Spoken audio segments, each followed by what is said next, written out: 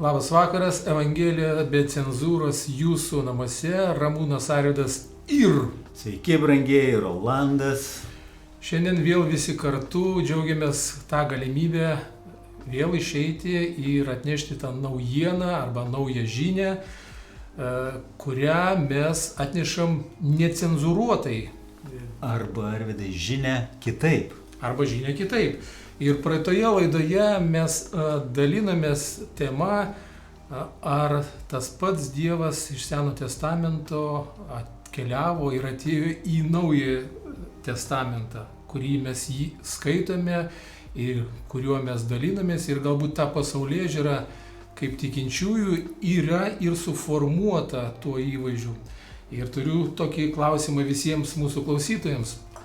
Jeigu mes nepažinome žmogaus, jeigu aš nepažinčiau, Rolandai, tavęs ir negalėčiau turėti santykių, ar mes galėtume šitoje studijai apie viską kalbėti, ar jeigu aš nepažįstu asmeninio savo gelbėtojo, ar aš galiu jį pamilti, nes raštas mokina mus visus, kad tas, kas nepažino Dievo, jis negali mylėti savo artimo, ir kartais mums nepavyksta netgi mylėti savo artimo pačio artimiausio. Mes žmonės ir klystame ir kartais darom tokius žingsnius, kurie skaudina mūsų artimuosius.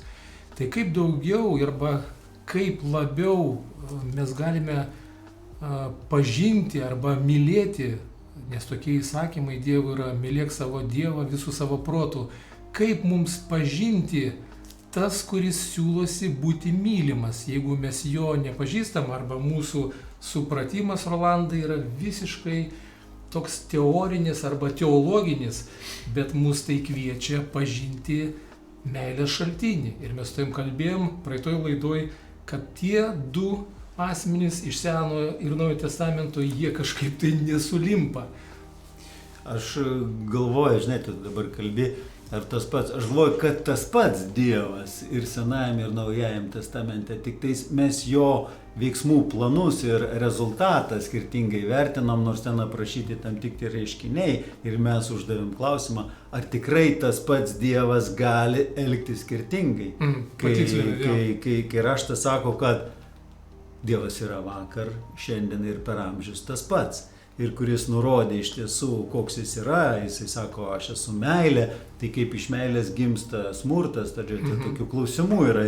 Ir tu, kaip pasakėjai, yra pirmas Dievo įsakymas: mylėk Dievą visą savo širdimi, toks mylėk, žinai, kaip tu pasakytum žmogų, mylėk mane, už ką mylėti, kad tu ten žudėjai Senajam testamente ir visą kitą, labai skamba taip, žinai, taip aštrokai.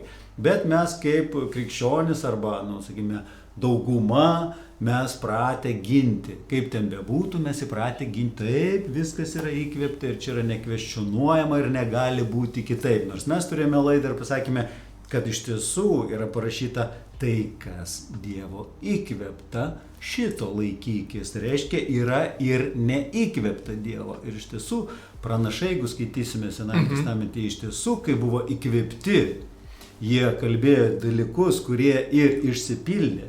Ir visa, ką jie kalbėjo, ir Senas testamentas, ką jisai nukreipinėjo, tai į Kristų, kuris amžių pabaigoje ir pasirodė savo metu. Tai įsivaizduok, kaip yra, mylėk, bet Naujam testamente, kas yra įdomu, kad ir laiške Žydam ir kitose laiškose sako, aš pamilau jūs. Ne dėl to, kad mes jį pamilome, jis mus pamilo, bet sako, aš jūs pamilau ir nebeįskaitau jūsų nuodėmių ir nusikaltimų. Aš jūs išgelbėjau, ne dėl to, kad jūs mane pamilote, bet atvirkščiai, kaip tik ten buvo visokių dalykų, bet aš pirmas jūs padariau.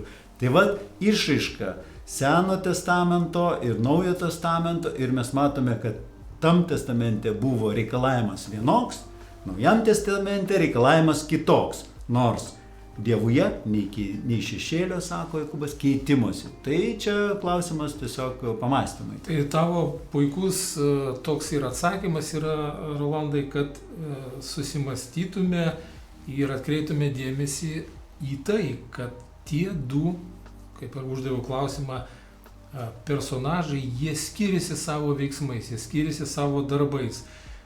Supratau, kad taip kaip mane pamokė, kad reikia mylėti iš prievartos arba to, ko aš nepažįstu, niekaip nepavyks, tada aš turiu tą įvaizdį ir suformuotą Jėzaus Kristaus įvaizdį. Man jis labiau primtinesnis ir aš matau, kad jisai kalbėjo apie meilę. Ne? Ir va dabar turėjom nuo praeitos laidos, Rolandai, vieną mūsų klausytojo komentarą, kurį norėčiau įgarsinti ir pasidalinti, kad Dievui aiškinti, kas jis yra duota bažnyčia ir kad mes galbūt kartais lendam ne į savo daržą ir mes galbūt norim kvestionuoti kažkokias tiesas, kad tam yra institucija kaip bažnyčia. Bet tada klausimas, Rolandai, ir žiūrovams, o kasgi tai yra bažnyčia? Ar tai yra popiežius, ar tai yra diakonai, ar tai yra klebonai, ar tai yra kunigai? Kas tada yra bažnyčia? Nes čia irgi tada galime labai turėti skirtingą nuomonę apie tai, kas yra bažnyčia. Ir jeigu mes kreipsimės ir daugelis kreipiasi ir sako, bažnyčia yra neklystanti, yra Dievo institucija ir kam ten iš tikrųjų reikia krapštytis. Parašė ir parašė. Perskaitėm, kad Dievą mylintiems viskas į gerą. Tai klausimas mano vėl tada mūsų ir žiūrovams, ir Rolandai, gal tu padėsi atsakyti. Tai kaip man tada susiformuoti tą jausmą kaip žmogui, jau netikinčiajam, kaip pamilti, jeigu aš jo nepažįstu, o aš jį pažįstu iš to, kad jis yra melagis, kad jis yra vagis, kad jis yra žmogžudys, tai aš tada stojus prieš tą srovę nusistovėjusi. Čia taip, jo, aš galvoju, čia labai platus toksai ir klausimas ir pamastymas. Iš tiesų, man dabar toks įvaizdis atėjęs, sakai, bažnyčia nurodė ir mokina ir pasakė, kaip yra iš tiesų. Toks iškart pavyzdys ateina, tarsi man kažkokies giminės iš kartom, ten 2000 metų atgal, būtų suformulavę nuostatą, kas yra žmona ir kaip aš turiu su žmona elgtis ir kokia ten turi būtinai žmona. Suprantate, tarsi aš neturėdamas santykio su žmona asmeninio turiu santykiauti, bendrauti su žmona per 2000 metų kažkokią istorinį supratimą, kaip tada tuo metu suprato pačią dievybę arba tai, kas buvo užrašyta laiškuose. Reikia suprasti, kad tai yra laiškai sudėti, reikia suprasti, kad buvo ir vertimai atlikti, ir išpasakojimus rašyti. Bet mes irgi minėjom, bėda, kad žmonės viską pripažįsta, kad tai yra visiškai nekvestionuojama. Visi prieštaravimai, kurie jie nėra prieštaravimai. Mes jau kalbėjome. Čia labiau galbūt...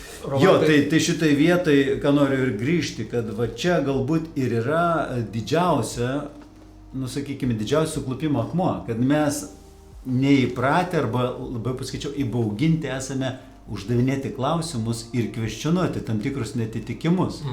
Tai tada mes galime grįžti prie pirmo laiško Korintiečiams, ar ne?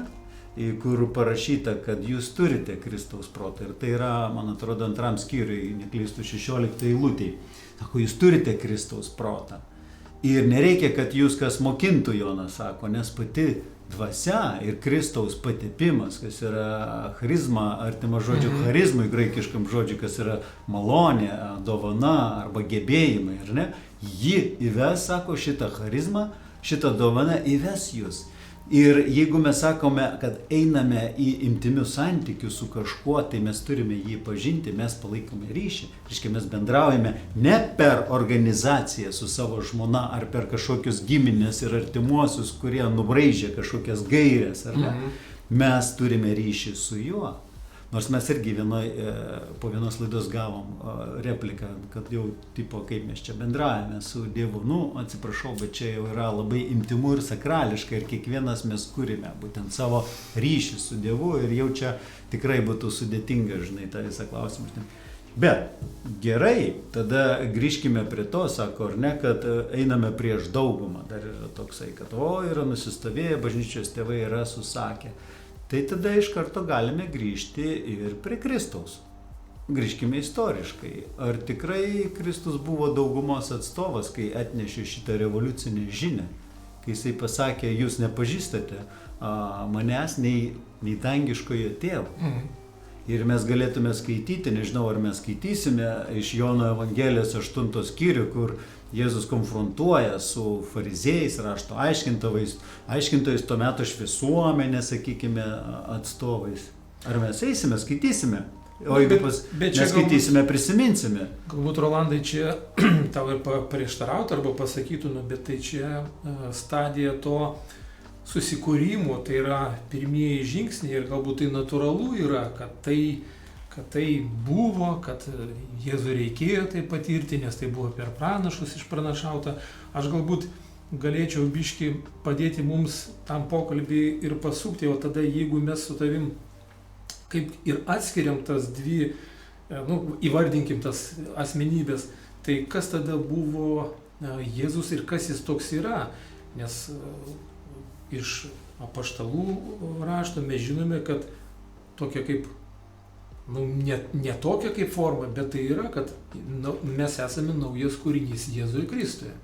Mes esame kažkas tai naujo. Tai ar galima, tarkim, netgi tai dedikuoti, kad ir Jėzus buvo tas naujas kūrinys arba siųstasis. Mes visur skaitom tiek Apreiškimo knygo, tiek Izaijo, sako, kad avinėlis, siųstasis, aš pasiųsiu tave ir tu atliksi. Tai yra prieš daugelį metų išpranašauta ta pranašystė, kad jis yra pateptasis. Tai siųstasis, tai ar galim pasakyti, kad Dievas siuntė pats save ten kažką tai atlikti? Ar mes galime netgi šitoj vietoje su tavim, mes juk turime kažkaip suformuluoti tą mūsų tą teiginį, kad Dievas Seno testamento ir Naujo testamento, jie nesueina. Tada mes kažkaip tai turime tą klausimą ir mūsų žiūrovams atskleisti. Tai kas yra Kristus? Kas jis tada yra jau 2000 metų, jis Kristus yra bažnyčios galva, jis Kristus yra kiekvieno mūsų asmeninis gelbėtojas, nes juk daugelį, ir praeitose laidose mes kalbėjom, kad daugelį juk save skaito tą bažnyčią, kuri yra teisingiausia, kuri seka Kristumi.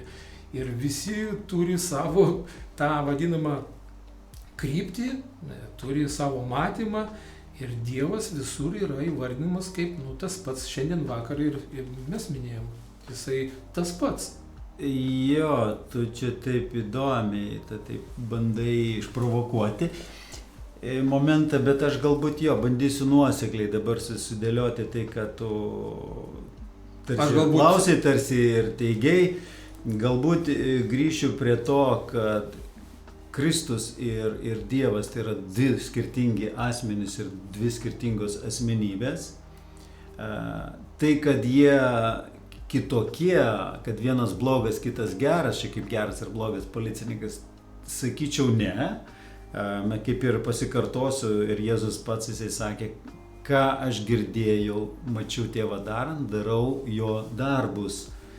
Tai, kad Kristus yra pirmagimis, o mes, kaip ten galima pasakyti lietuviškai, paskegimiai, po to gimė. Mes esame broliai, taip Biblija sako. Tai jis yra pirmagimis ir čia yra irgi dar viena tema, kurią mes turbūt šiandien nevystysime, nes kai kurie krikščioniškajam pasaulyje, jie traktuoja, kad Kristus yra ne pirmagimis, nors parašyta, kad jis yra pirmagimis, gimė iš moters, bet jisai sako, įsikūnijęs yra, tai kaip reinkarnacija.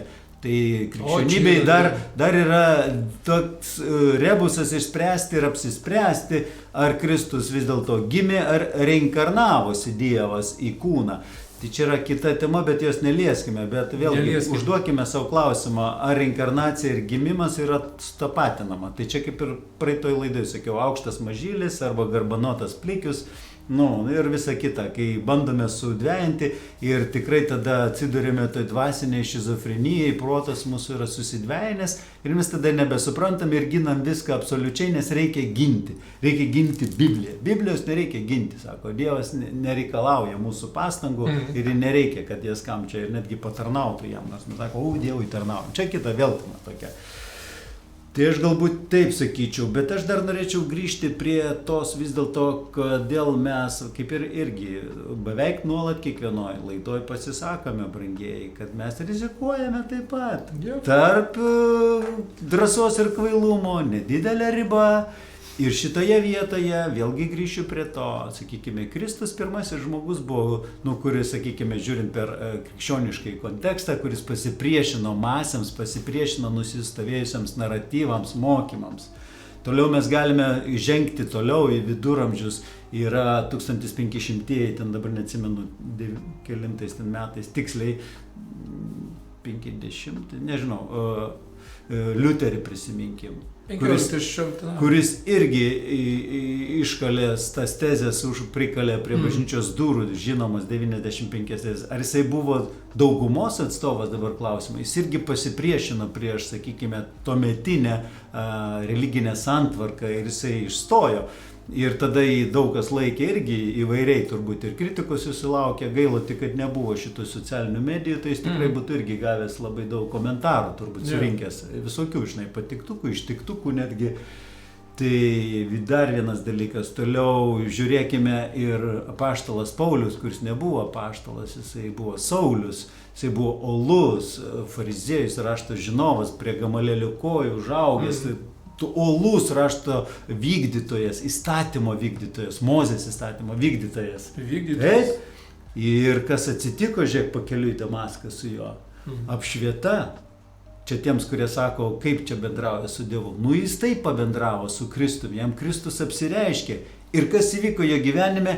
Visiška transformacija. Įvyko ta vadinama metanoja, tikroji metanoja, kas yra mąstymo pakeitimas. Jisai visą šitą mokslą, kurį turėjo iki šito susitikimo su Kristumi, jisai sako, tai yra sąšlavas, visi mano išsilavinimai, visa mano gimimo istorija, visa mano padėtis socialinė, vardan Kristaus, lyginant save su juo. Ir pažiūrėkime, jisai buvo olus krikščionių persekiotojas, naikino jos, dalyvavo, reiškia, išimant raštus, jos naikinti, ar neskaitykime apaštalų darbus. Ir staiga, sako, tas, kuris naikino mus, krikščionis, jisai persivertė ir jis dabar eina uoliai ir kalba, kad Kristus ir yra ta geroji naujiena, kad Kristuje nieko nebeliko, nei žydo, nei graiko. Tai yra nauja sandora, naujas žmogus. Žmonija tapo naujos prigimties žmonija per Kristų, per jo ištikimybę. Per jo prikėlimą ir prisikėlimą žmonija išteisinta ir sutaikyta su Dievu. Tai ar jisai buvo mažumos ar daugumos dabar atstovas? Pagalvokime, čia tiesiog taip. Tai, kad mes šiandien kalbame, mes išdrįstame pasakyti tai, ką mes galvojame, mes išdrįstame paklausti. Lygiai taip pat mes savo laidose ir drąsinam užduoti klausimus, pradėti mąstyti, nes jeigu jūs gyvenate tokioje šeimoje, kur negalima tėvui, mamai užduoti klausimus, tu bijai, kad gausi per galvą ar dar kažką, tai tikrai verta susimastyti, ar tikrai viskas yra gerai, ar geri teisingi santykiai šitoje šeimoje puoselėjami. Aš perkeliu į bendruomenę. Ar tikrai, jeigu mes negalime užduoti kunigui, pastoriui klausimą ir pasakyti, ar tikrai čia viskas gerai parašyta, o nereikia jam, tada eikime tiesiai pas tą, kuris sakom, kad čia yra autoris šios knygos. Užduoti klausimus, ar tikrai gali būti, kad tu vieną dieną žadi tai, sakei, kad aprūpinsi jos mėsą ir jūs visą mėnesį galėsite valgyti. Izraelitams, Senas testamentas, man atrodo, Karalių knygai. Ir po 3 dienų tu ištinki jos, maru ir ten visais kitais, visokiais ženklais ir stebuklais baisiais. Pašiurpini savo šeimą. Ar čia yra tikrai va šitie teisingi santykiai? Sako, logika nesupras, bet jau minėjau, mes turime Kristaus protą. Mums atvėrė, sako, Kristus atvėrė jiems protą, tiems pakeliui jėmaus, kad suprastų raštus. Tai lygiai taip pat atvėrė ir mums tos. Davė Kristaus proto raštus. Dabar grįžkime prie viduramžių, sakykime, tai ne tik mažuma, o kaip mūsų visuomenė vystosi technologiškai, medicinoje, kultūroje, švietime, per ką? Per daugumą? Ar ta plačioji masė, nusistovėjai naratyvai mus išstumė į šitokius pasiekimus? Ar tie, kurie išdrįso peržengti ribas, pagalvoti, kaip sako, out of box, pagalvoti kitaip nei mąsto visi kartu sudėję, ar ne? Truputį kitaip, visi išradėjai, mokslininkai, meno, kultūros nešėjai, kuriuos inkvizicija degino, nes jie netitiko krikščioniškojo supratimo.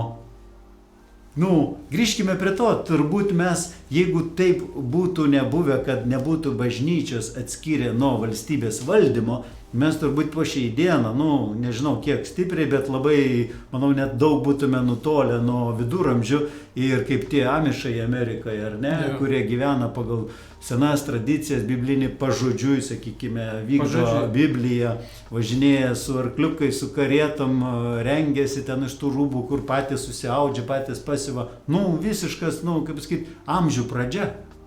Mes būtume pašydien turbūt. Ir turbūt, kad mes nenutrūktume, o tą vis dėlto išgrynintume tos temos, tą iškeltą mūsų su tavim į eterį, tą klausimą, tos dvi asmenybės.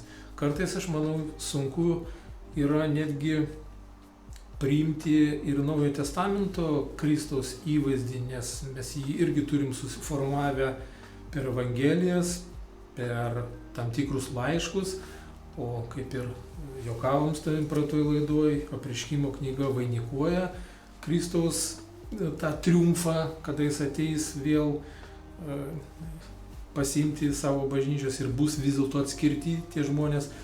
Tai aš pastebėjau, kad jeigu mes tą įvaizdį, tokį naratyvą turime ne dalinį, kaip Klysta sako, kad mes galbūt, bet būtent suformavę Kristų, kuris buvo tam tikrą laiką geras, bet po to jis ateis, padarys tą tvarką.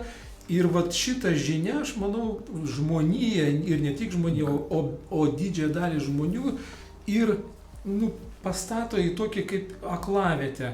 Vis dėlto aš esu neužtikrintas, vis dėlto aš apeliuoju ir man lengviau mano tam kūniškam arba mano sieliškam išprūsusiam žmogui kalbėti apie tai, kad vis dėlto tiesa yra, kada nesąžiningi arba tie, kurie visiškai nepažino arba blogai elgėsi, jie gaus tą atlygį. Ir čia tada įvyksta tą, vadinkim, kabutėse metanoja ir mes tada įvardinam ir padedam savo tą vadinamą vėliavėlę.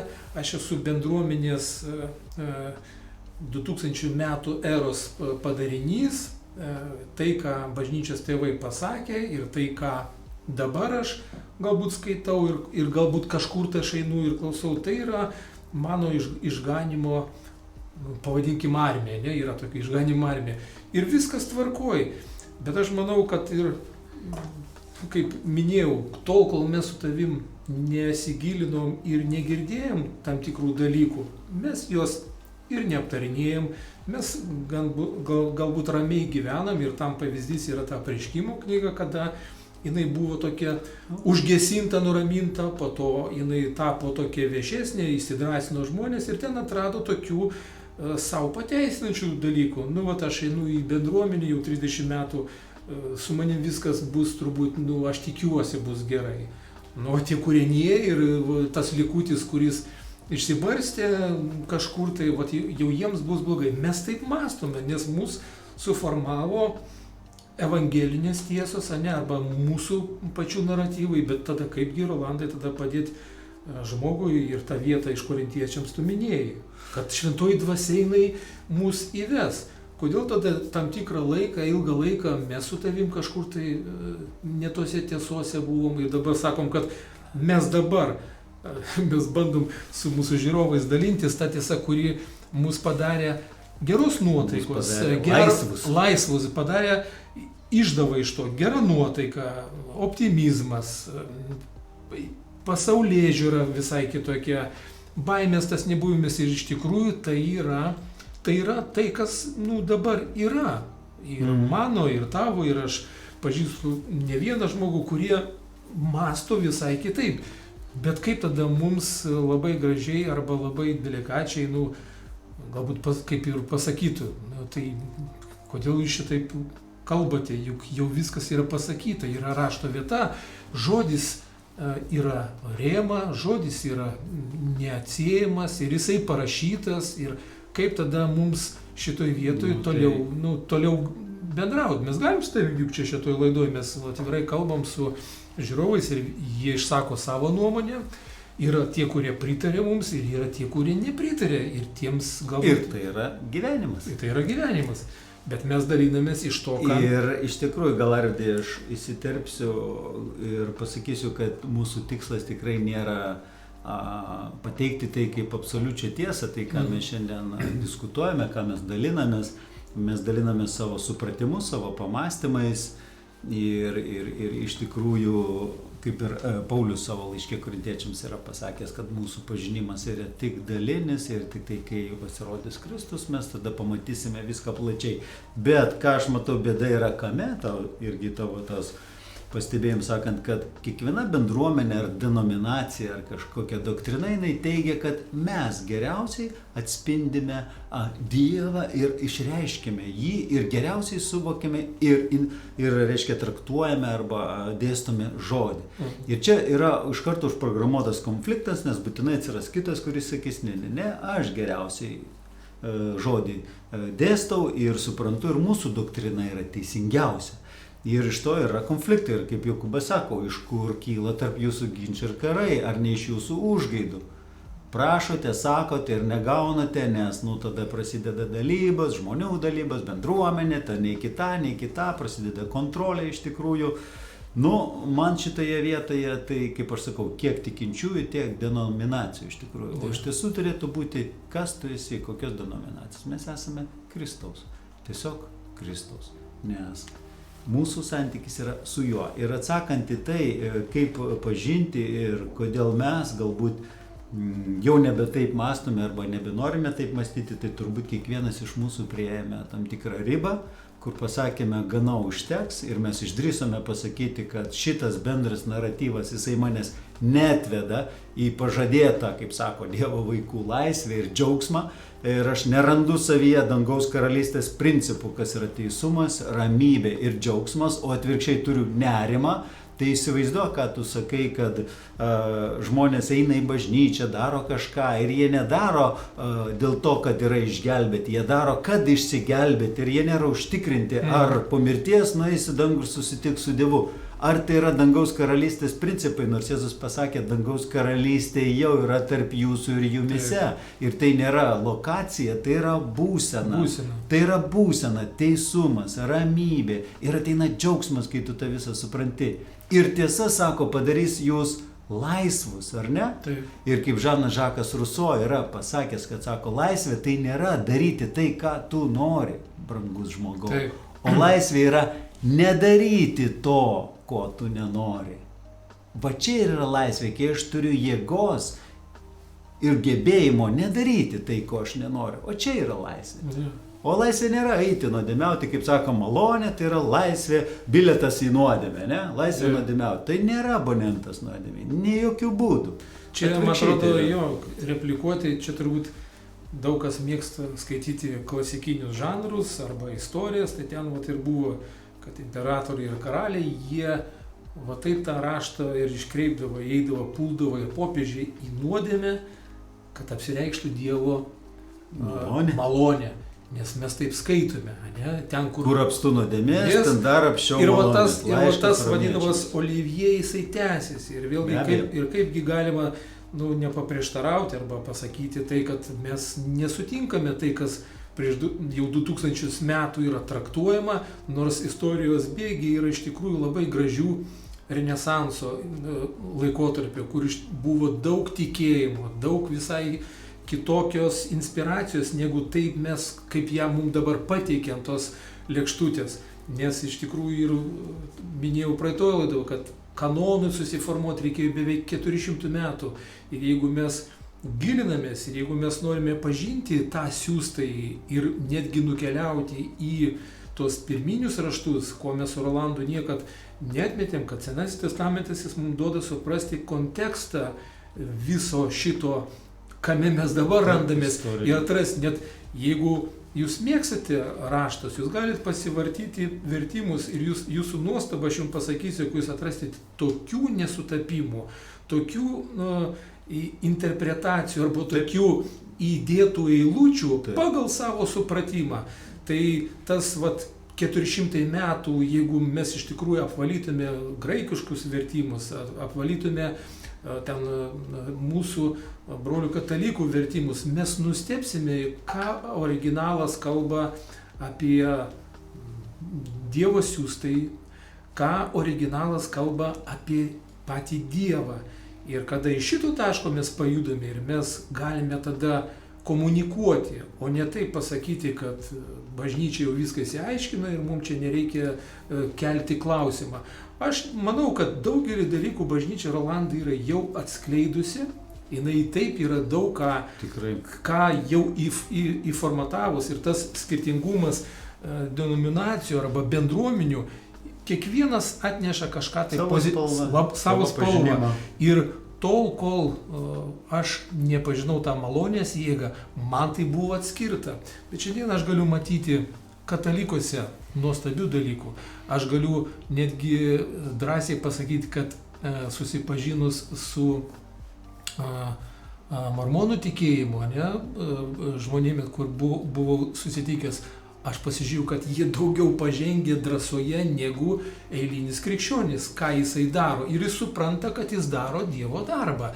Taip, ten yra savų nukreipimų, bet jeigu mes tą paletę visą apimsime, mes pamatysime labai daug gerų dalykų. Ką daro kiekviena dominacija iš to, kaip tu, Rolandai, labai gražiai pasakėjai, ne todėl, kad būtų išgelbėti, bet kad jau yra išgelbėti, kad tas supratimas kiekvieną veda į tuos gerus darbus arba į tą pažinimą vedami tas, kas yra šaltinis šito pažinimo arba šitos substancijos, kaip mes jį vadinam, meilę. Ji labai skirtinga kiekvieno žmogaus suprantama, bet tas šaltinis, kas yra Dievo meilė, jinai pasireiškia jėgoje. Ir ką mes šiandien bandėm paliesti, kad tas naujas kūrinys, tas žmogus, kuris išgirdo šitą šaukimą iš tos, vadinkim, iš seno to rašto, iš tai, ką jisai pasakė, kad aš imu ir atlieku, ir aš darau tai. Tai vis tiek tai reikėjo būti siųstam. Tai šiandien mes, kaip ir tie Rolandai, mes nesam kažkokie pasiųsti ar siųsti, bet mes priėmėm tą žinią gerojo Dievo, kuris pasakė, tas, kuris artinasi prie manęs, tas, kuris ieško manęs, aš apsireiškiu. Tai aš manau, kad tas raginimas ieškoti arba pažinti, jisai niekad nesustojo. Nereikia sakyti, kad jau viskas yra atlikta. Mes patys kaip žmonės ieškome, mes atrandame, mes jį sutinkame ir tai yra, Rolandai, mes laidose sakėm, procesas. Tai yra tęstinis procesas iš tikrųjų. Tai aš galbūt laidai mūsų besibaigiant, laikas eina į pabaigą, galbūt grįšiu dar prie to, ko nepabaigiau prieš tai atsakyti, tai vis dėlto, kad judėti toliau, kad iš tiesų turėti suvokimą asmeninį, tam reikalingas ir asmeninis santykis. Tam reikalinga iš tiesų skirti laiko ir kai mes mylime arba įsimylime ir kas jau buvote šitame procese, kas dabar esate šitame procese, tai puikiai suprantate, kad kai tu įsimyli žmogų, tu labai nori, tu lauki šitų pasimatymų, tu bėgi į juos, tu bėgi pasiruošęs, tu nori praleisti kuo daugiau laiko, tau nesinori.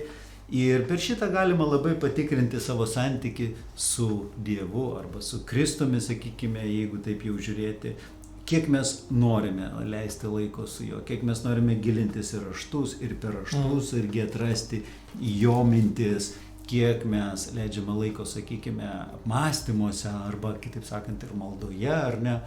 Tai per šitą galima labai pasitikrinti. Jeigu jums tai reikia atlikti, tai kažin ar esate teisingose meilės arba įsimylėjėlių santykiuose. Bet jeigu jūs norite tai daryti, reiškia, santykiai yra tikrai teisingi.